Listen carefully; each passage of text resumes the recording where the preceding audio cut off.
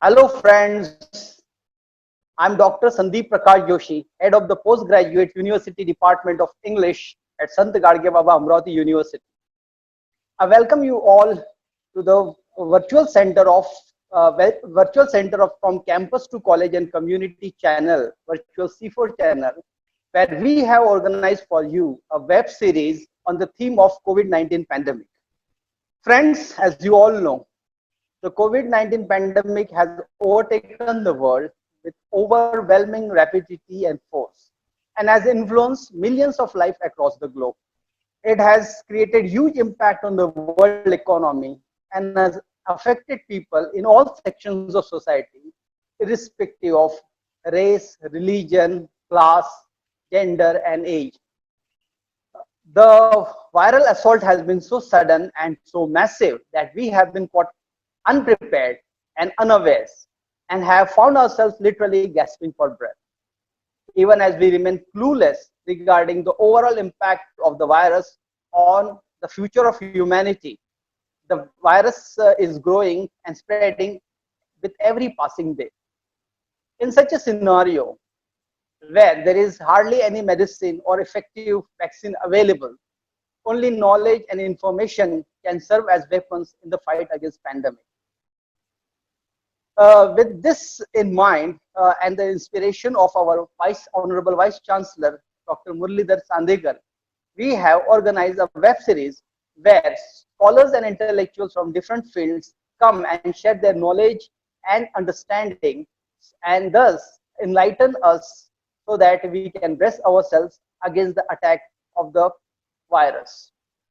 Today we have our distinguished guest, Dr. Praveen Joshi, who would be talking on the subject relegation to center stage, the role of women during COVID-19.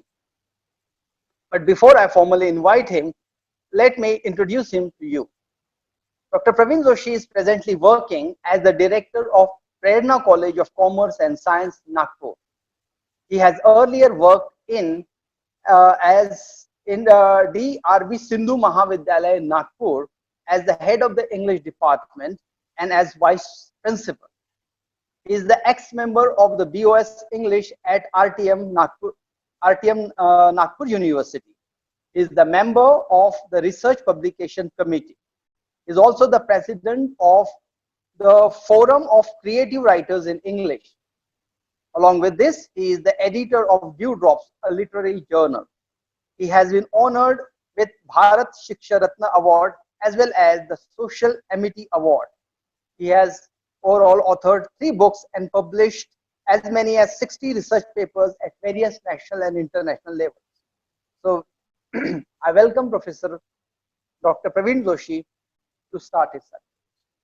Thank you, Dr. Sandeep Joshi, for giving my elaborate introduction.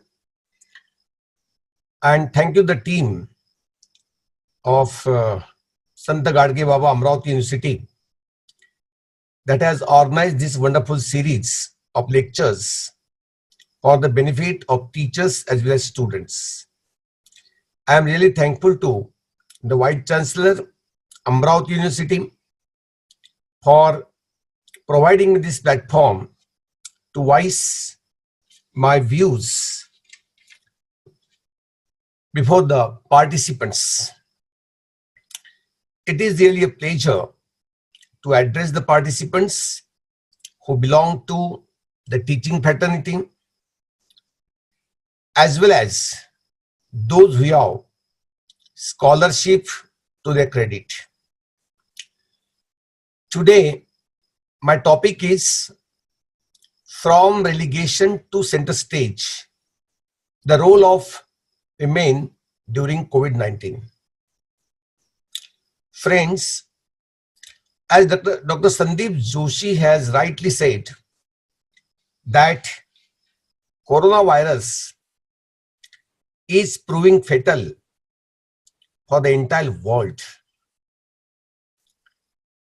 The coronavirus, medically named as COVID-19, has spread its dreadful jaws across the globe. And almost every country has come in its deadly grip,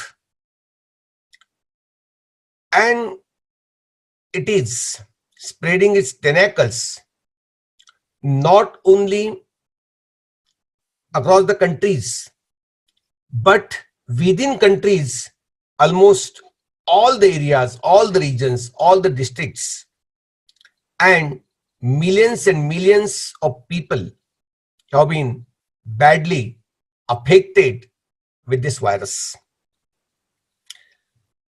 Now, this monster, controlling or defeating this monster, has become a challenge for the entire medical and scientific world.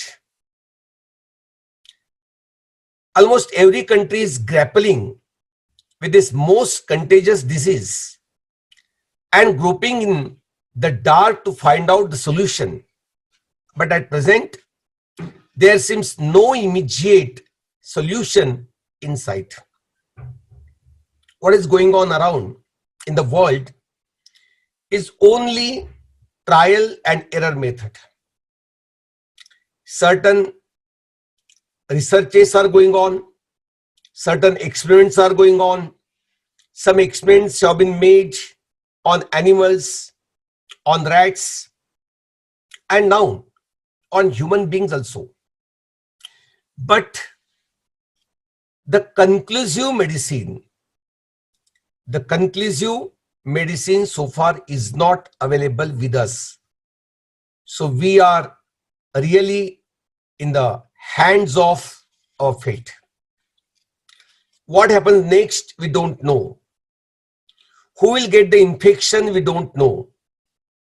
However careful we are, our security, our safety lies in the hands of other people. If we are careful, but others are not careful, maybe that we fall a prey to this deadly disease. We are victimized by it. Now, what the scenario across the world? Across the world, around 9 million people have been affected by this disease. Of course, there are recovery cases also, where around 50% victims have been recovered. But those which are active cases, the number of such active cases is also still very staggering. Considering the medical facilities available in India and the other developed countries, we are quite poorer. We do not have all those medical facilities. We do not have well-equipped hospitals. We do not have the required number of beds that we shall be needing in near future. So the scenario is very pathetic. Today we have crossed the figure of 4 lakh in India. And Maharashtra is leading in these cases. The picture that is being presented by this virus in India is very dreadful, is very horrible. The mammoth figure of the so far affected is very intimidating, and if exponentially increases, nobody can imagine to what extent it will reach. The scenario after a month or two will be unbearable, intolerable. It will be too horrible, as the hospitals available in India will not be able to accommodate the patients. The number of doctors, nurses, and other medical staff will fall short of the required number. The required medicine may not be available. The graveyards will be full of dead bodies, and burning and burying them will be a most difficult task before the government. Now, in a sense, it is going to be a worldwide most difficult period. The month of July and August is going to be a very difficult period for the entire world. It is said that after 2 or 3 months, we are going to develop herd immunity. And only after that, maybe that our bodies start making antibodies, and then the virus may not affect us. But it takes a lot of time. Till then, we ought to be very careful. Overall, the efforts of India are being applauded by most of the countries and especially by the World Health Organization. Though India has the 4th highest number of confirmed coronavirus affected in the world. India has the 4th highest number of confirmed coronavirus affected in the world. But the mortality rate in India is very low, and that is 2.80%. Whereas globally it is 6.13 as calculated in the first week of June itself. Now, in order to break the chain of the virus, almost every government has undertaken lockdown. When the virus spread was there in Wuhan, what did the China government do? The China government resorted to aggressive, very strict lockdown.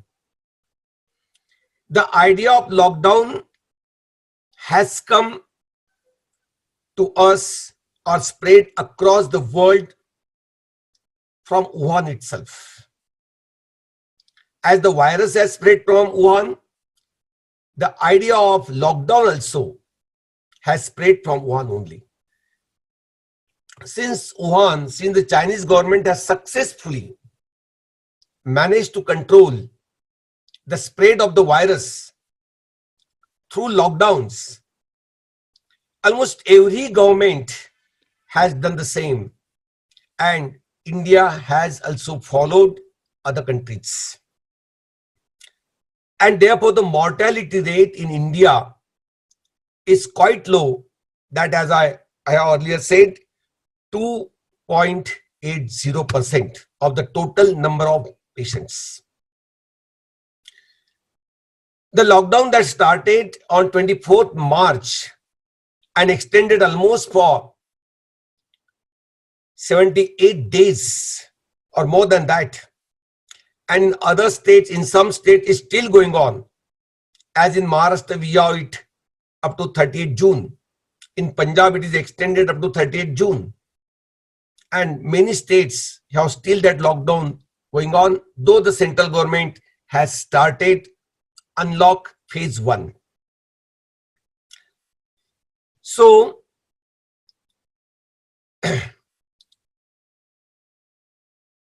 more than 2 months, it was extended, and it gave India advantage over other countries. The United Nations and World Health Organization have described India's efforts in tackling and preventing COVID-19 as comprehensive and robust. Our efforts have been described by the UNO and the World Health Organization as comprehensive and robust. calling the lockdown restrictions as aggressive and vital to stop the spread of the virus. The government wisely utilized the lockdown period for raising the necessary health care infrastructure in order to meet the future demands if necessitated by the spread of the virus across the country. There is one organization called the Oxford COVID-19 Government Response Tracker. This organization has noted the efforts of the Indian government as swift and stringent. Our actions have been labeled as swift and stringent. And this organization has admired the government's efforts in the matter of emergency policy making, emergency investment in healthcare, fiscal stimulus investment in vaccine and drug. In fact, India's worst experience in effectively dealing with the epidemics like smallpox and polio. It was the worst spread for India when India dealt with smallpox and polio. But that experience has helped India plan the strategy to control coronavirus also. The lockdown period may have been justified by the central and state governments, as it has been appreciated by the UNO, the WHO, and other organizations. It's true. It has helped us a lot. It may have proved itself very fruitful and meaningful measure to break the chain of the virus. That's also true. However, during the lockdown period, the people in general had to suffer a lot. A particular class, that is the lower class or lower class, the labor class, the class of unskilled laborers, migrant laborers, those who live in slums, those who work in private sector, those who are vendors, sailors, small shopkeepers, those who live only on the money earned during the day and they cannot feed themselves unless the next day they earn. Such class, the maid servants, and the likewise, they have suffered a lot during the period of lockdown. It is true that government had taken so many measures to feed them. It is also true that many social organizations had come forward to help them. It is true that the police personnel, the police department, has also tried a lot to help them. The religious organizations also organize langars to provide food to the poor. The food has been taken to their houses, but it hasn't reached every house, every family. Those who live in far-flung areas, in distant areas, they had to go hungry or they had to do something to get their bread and butter. Many of them had to spend days together without food.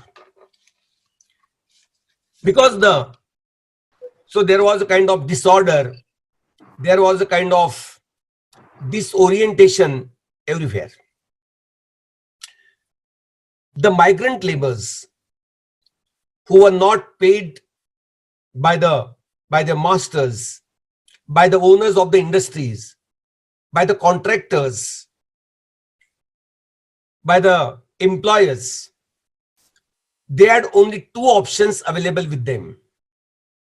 Number one, to die of hunger there or to live for their native place. So they thought of leaving for their native places, to their native states. And since no conveyance, no transportation was available, they decided to walk. And barefoot, some of them were barefoot. They walked for hundreds of kilometers with no money in their pocket, no food to eat, and no government or non-government agencies to support them. They walked miles and miles barefoot, with hurting legs, bleeding feet, carrying their bag and baggage, presenting a very pathetic picture. It took a long time for the government, for the social organizations to realize this grim situation, which was quite unexpected. Our Prime Minister had advised all of us to stay where we are, not to leave the places. But the uncertainty of the future, the hunger, the cries of the child, the wails of the women made these people leave the places where they had been staying and march for their native states. They were compelled to walk hundreds of miles on foot. The migrant laborers had become unemployed with a dark, threatening future.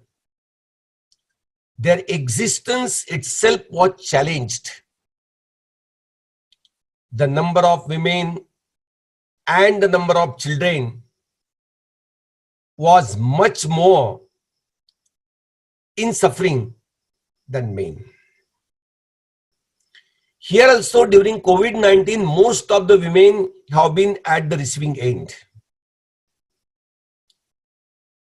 Whenever any calamity comes, whenever any disaster comes, may it be an earthquake, may it be a flood, may it be any epidemic or pandemic, may it be drought situation, women always suffer more than men. In COVID-19 also, we have been exposed to these harsh realities of life.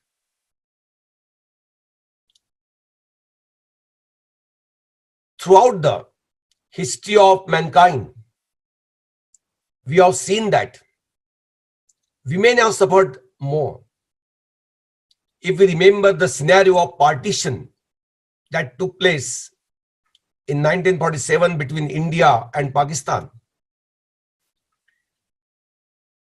women suffered more. They had a very traumatic situation for them. The same thing happened here during this lockdown period, during this pandemic period. And what happens? These women and children who are marginalized souls. During such situations, they are always relegated to a secondary humiliating position. And the lockdown period during COVID-19 was no relief for women, even though they stayed at home with their families. Those who left their places and traveled on feet, they also had very trying time. But the lower middle class or lower class, we stayed at home, women there had a very trying time. It was a kind of ordeal for them. A study shows that women have suffered a lot during this period.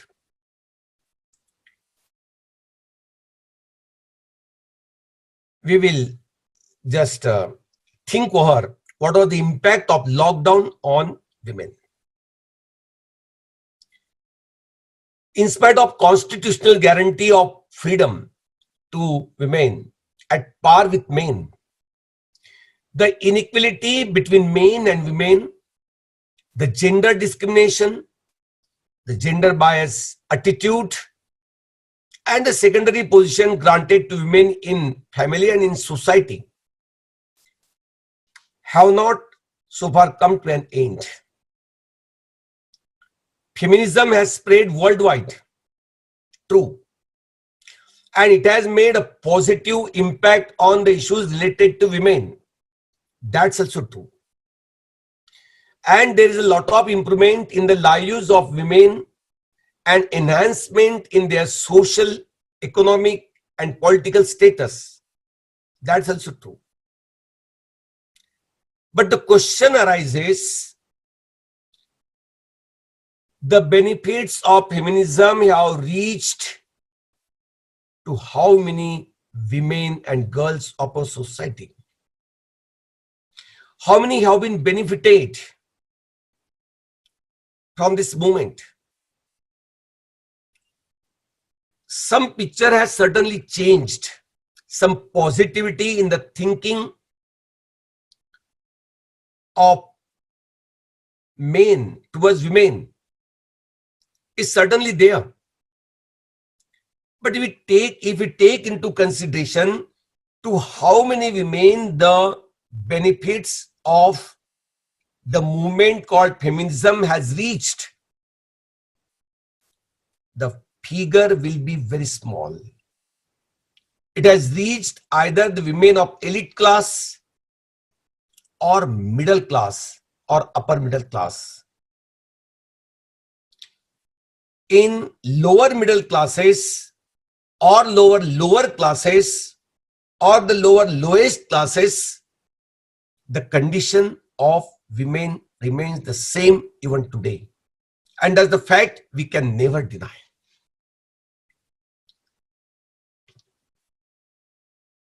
Yes. However, the benefits of feminism have reached only a small portion of women belonging to a particular class and stratum of society. Simone de Beauvoir, a feminist who is very famous for writing her book called Second Sex, I quote her here, "The whole of feminine history has been man-made. Just as in America, there is no Negro problem, but rather the white problem. Just as anti-Semitism is not a Jewish problem, it is our problem. So the women problems has always been a man problem. It is a problem created by man for woman." Unquote. In spite of all education, constitutional problems, in spite of all education, constitutional provisions in favor of women, legal protection to women, the behavior and outlook of man towards women in certain sections of society have not changed. The behavior and outlook of men towards women in certain sections of society have not changed. A woman is still considered a slave to man, and she has to dance the tunes of man only. That is the reality we must accept even in our educated modern society.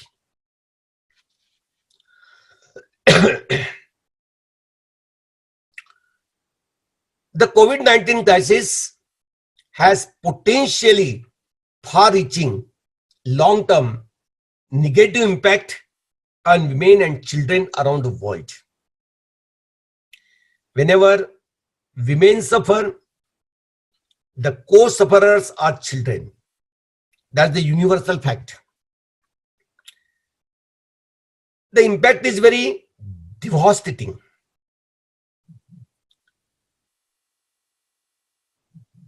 More than 1.5 billion students are out of school, children out of school. Widespread job and income loss and economic insecurity among families are on the rise. Therefore, the stress is increasing. And the stress is not as much felt by the head of the family, who is a man, as it is felt by the woman in the family.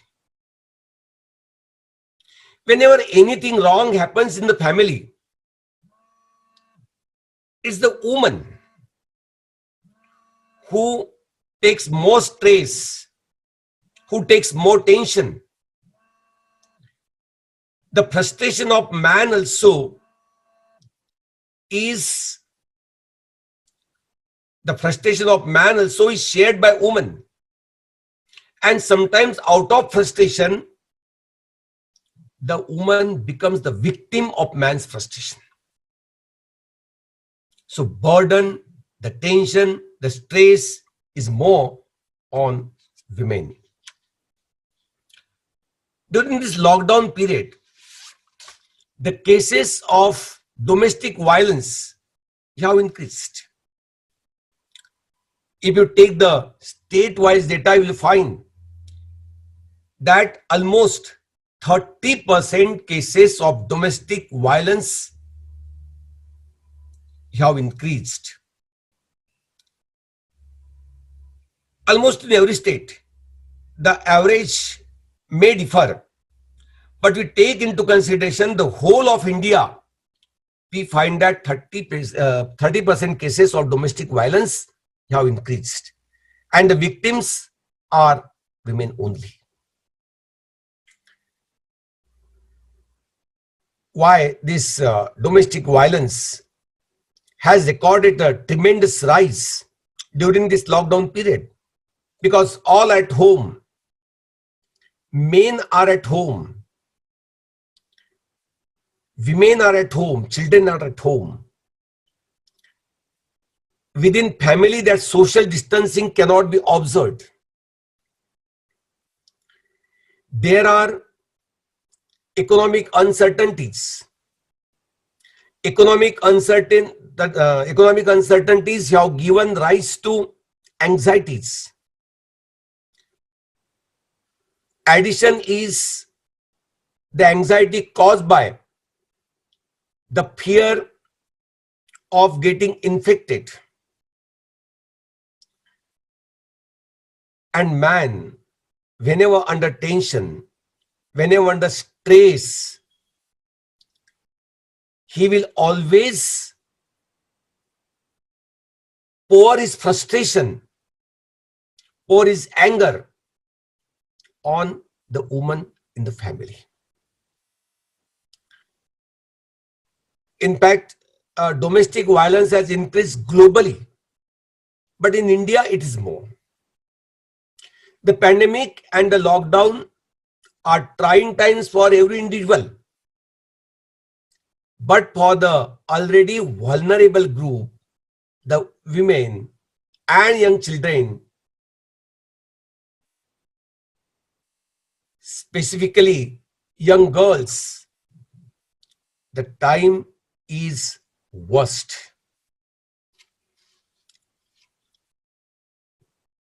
There has been a rise in instances of violence, sexual assaults, physical and mental torture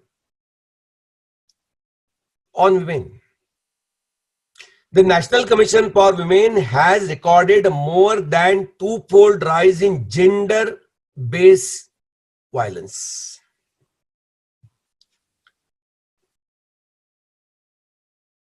I already said that 30% domestic violence cases have increased. That includes rape cases, physical torture cases, physical abusement cases. Domestic violence increased from 30 to 69 over the same comparative period. And since police and law and order machinery was involved in containing the coronavirus, they had no time to give attention to these domestic violence cases, as the police force available at every police station was less than the required number of police personnel. Police apathy towards women almost threefold increase as the police are busy enforcing the lockdown to curb the spread of COVID-19. National Commission for Women has confirmed the rise of the incidents of domestic violence since the 25th of March. This is because women are locked up with the perpetrators. There is no gateway or relief from any quarter. The lockdown has isolated them and rendered them more vulnerable. Neither can they go out for their safety, nor can anyone come to their aid in the house if they are thrashed or beaten up by their husbands. They are scared to report the matter to the law and order agency because reporting the matter will cause more affliction on them. Ultimately, the woman has to go back to her house only, where again she will be with the perpetrators of the crime, and the consequences will be very disastrous. Earlier, women would have a window of relief when the man went out for work or when she was away for work. She could go to a parent's house, but now all this has been closed for her during this COVID-19 period.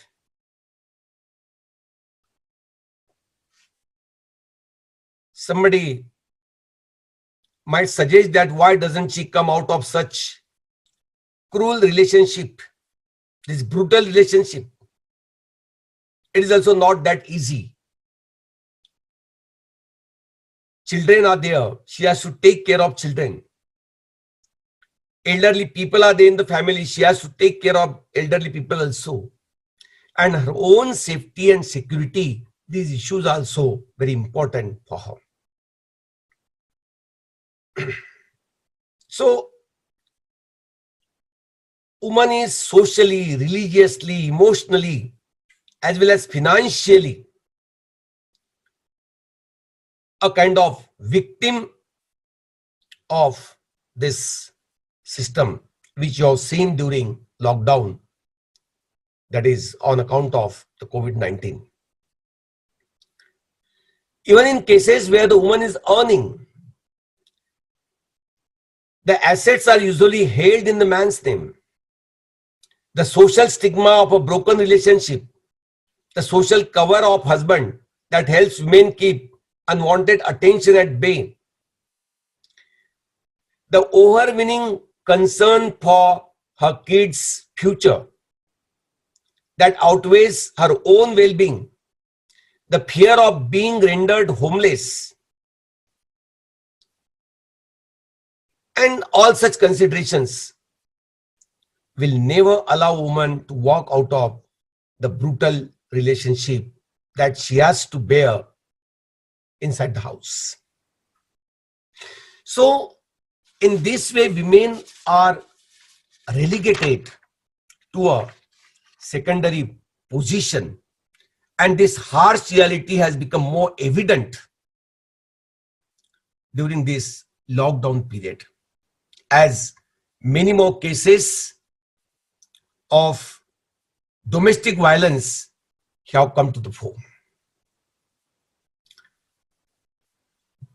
Again, inside the house, something has happened of which the world is not aware. Inside the house, the stress on the women have caused irregularities in their menstrual cycle.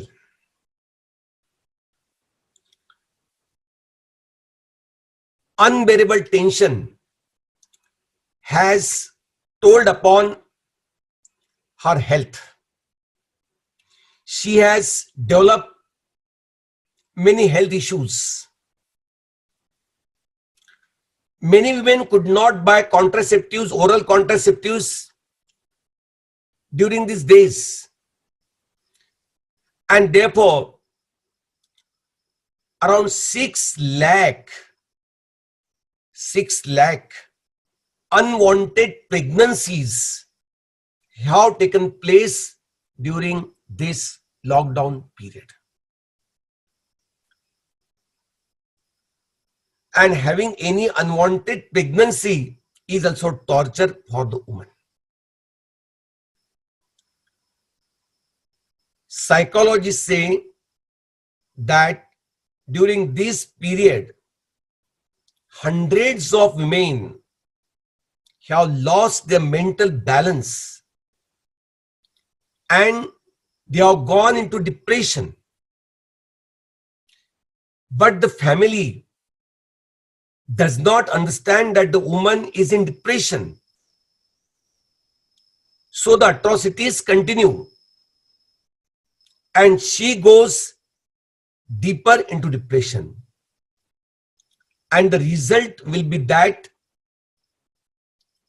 many women who are in depression will commit suicide. That is what psychologists say. So therefore, it is necessary to take care of women at this particular moment. Already many women have committed suicide. So see, even during this period also, how women are marginalized, how they have been subjected to brutal atrocities, how their freedom has become meaningless, and how they have to act as per the commands of man. Again, I say that I am referring to a certain section of society, not all the sections of society.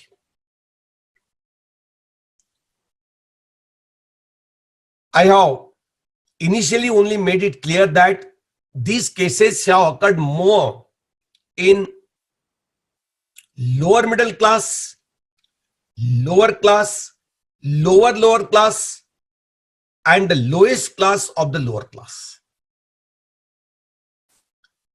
which forms a majority of our society. These women, on one hand, they suffer. But what is the scenario on the other hand?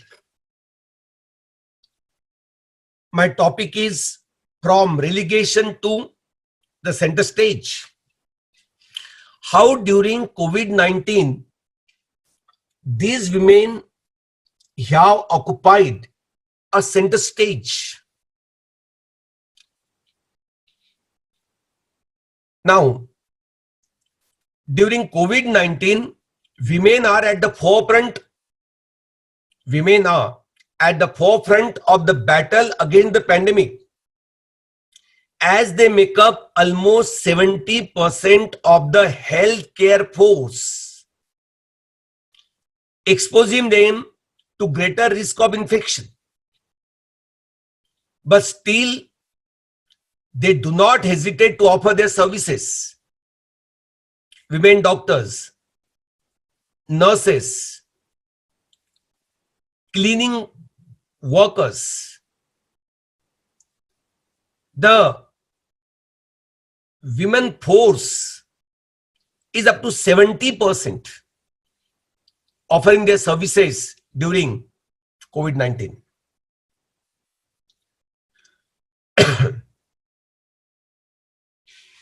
Around the world, women carry out far more care work than men, up to 10 times as much according to the OECD Development Centers, Social Institutions and Gender Index. More women are offering their services to the society than men.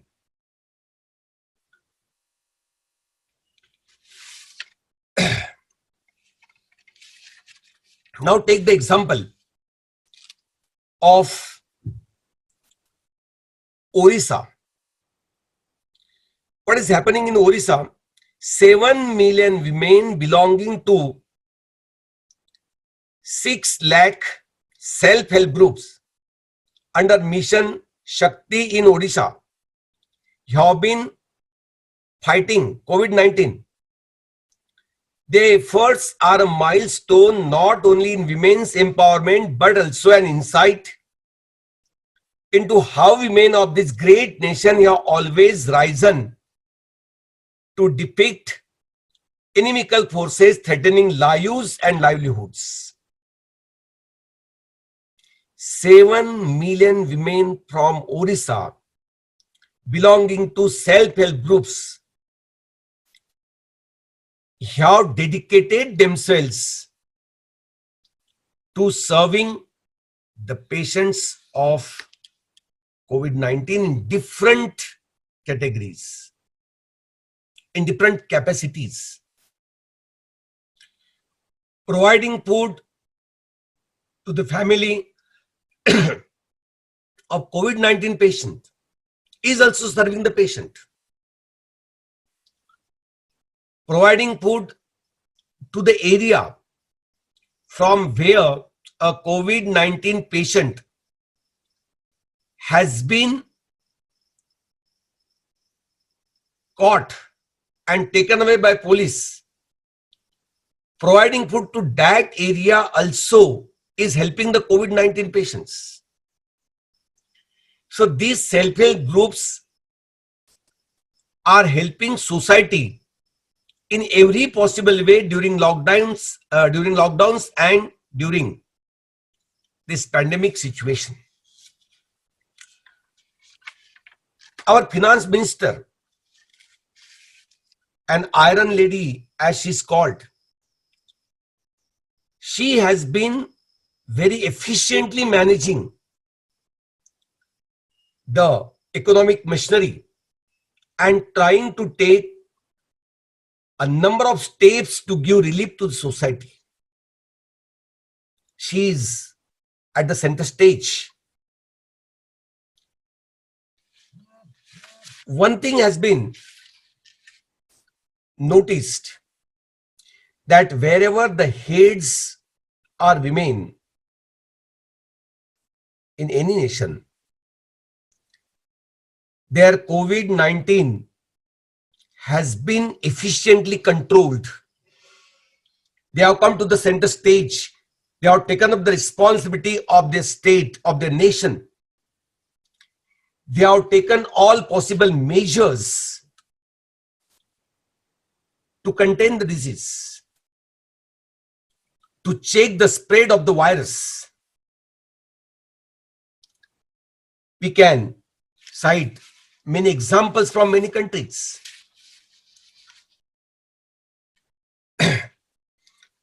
What was the common theme for these women who are the heads of different countries and who have efficiently controlled the spread of the virus? One common theme is the swiftness of the response.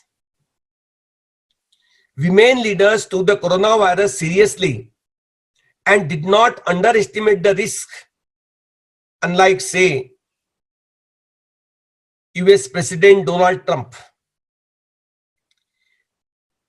They acted decisively, either with the strict lockdowns or highly effective testing and tracing programs, contact tracing programs.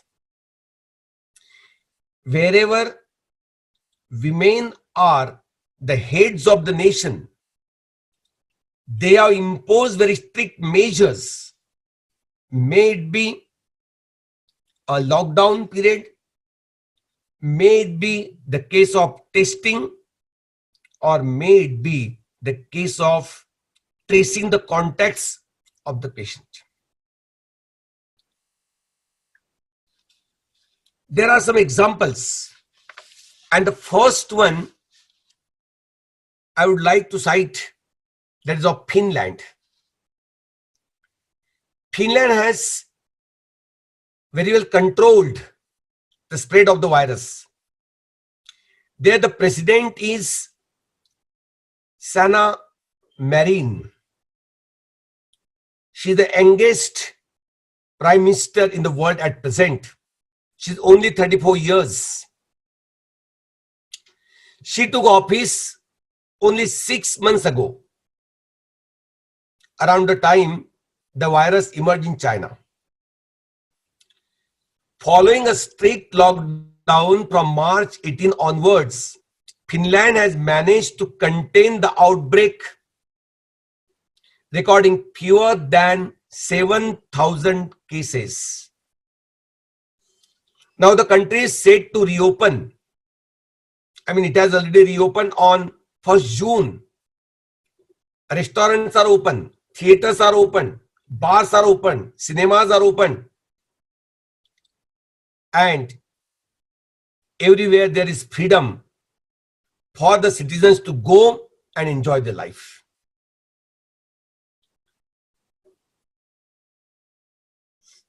From 15th of June, the schools and universities have also started operating as they were doing earlier. Although the principle of social distancing is always being observed. That is Finland. The second country, Germany. In Germany, Angela Merkel is the head of the nation. She's a scientist herself. And she did not mince words early on during the outbreak, when she warned that up to 70% of Germans could get infected. She was told by her advisors that if we do not take strict measures, 70% of the Germans could get infected. And she took it very seriously. She looked at the information sources outside of a government for determining its response. And she followed South Korea's strategy. And ultimately, she was able to implement lockdown very effectively. And after that, now Germany is almost free of coronavirus. Then there is Iceland, where Katrín Jakobsdóttir is the head of the nation.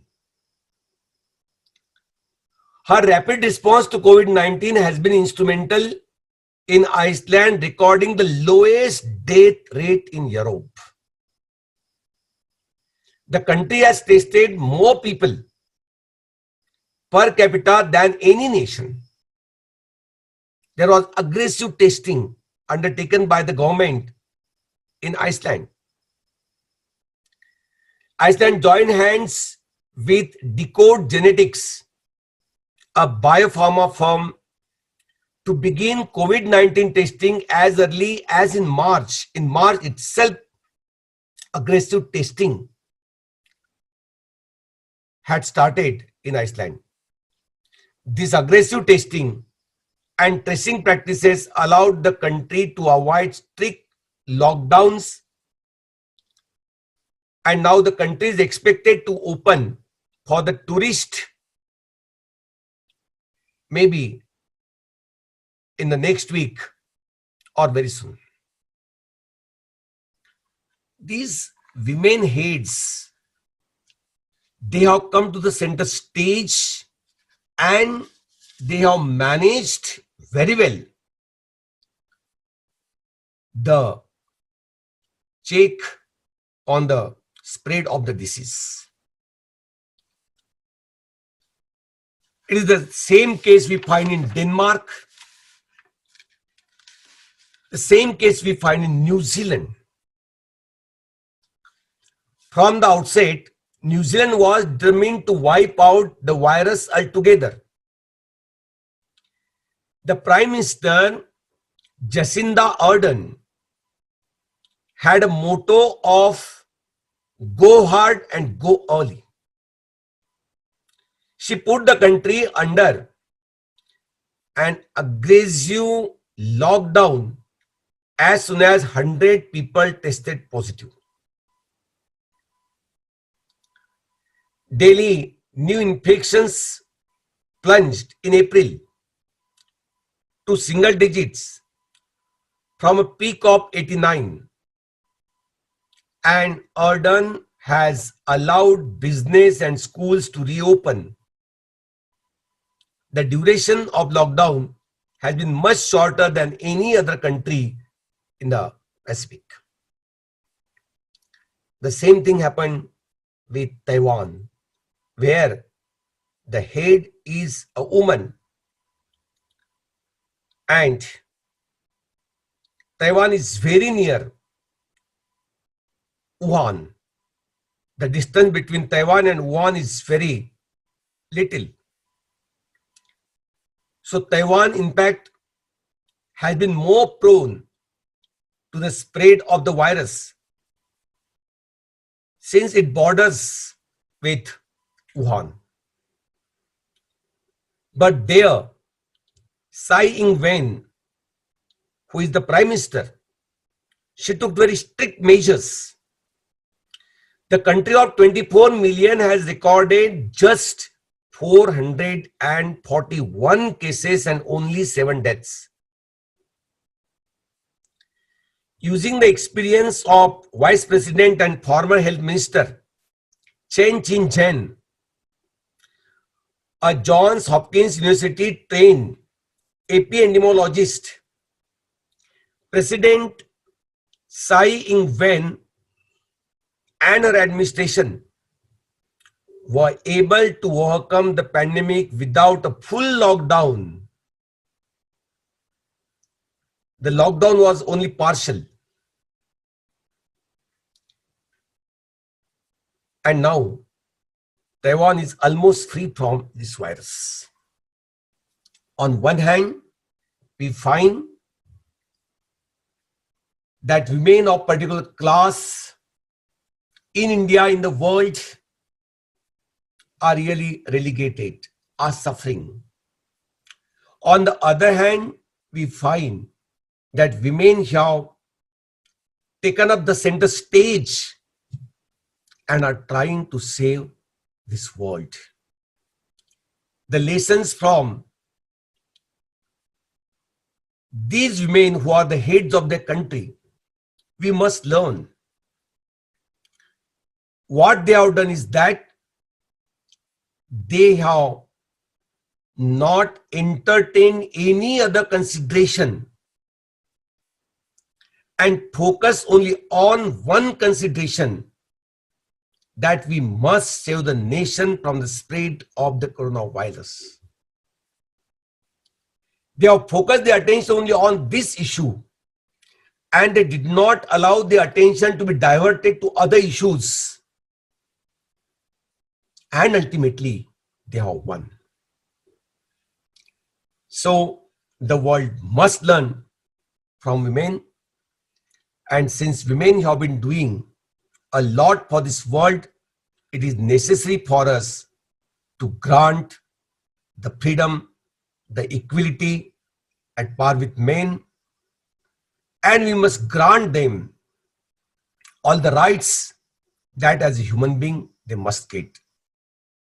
We must fight for their economic, political, and social freedom. And atrocities on women must be stopped, and it is necessary for all of us to work together. Thank you very much. Thanks a lot. And thank you, Dr. Sandeep Joshi, that you have invited me to deliver this talk. Thank you. Thank you once again, Dr. Praveen Joshi, for this wonderful scholarly lecture. He has highlighted the woman question, which is really a very important yet substantially ignored social problem. The Indian woman is really bearing the brunt of this viral assault by being exposed and vulnerable to the anguish, anger, frustrations of their spouses. They are at the receiving end. It has affected them not only physically, but also their emotional and mental health is at risk, vulnerable to sexual abuse and torture. Certainly, it's humanity that's undergoing exploitation. Instances of effective women leadership, as Sir has stated, provides an encouraging ray of hope for establishing a strong, equality-based nation. On behalf of the virtual C4 channel, I thank Dr. Praveen Joshi for his wonderful illuminating lecture, a scholarly lecture, and for having accepted our invitation at such a short notice. I also thank our technical team and other members of the virtual C4 committee. And I must make a particular mention of Mr. Gaurav Ingre, who has been very helpful to us in organizing this online web series. Last but not the least, I extend my gratitude to all my audience for their keen participation and involvement. Thank you and have a nice day. Thank you.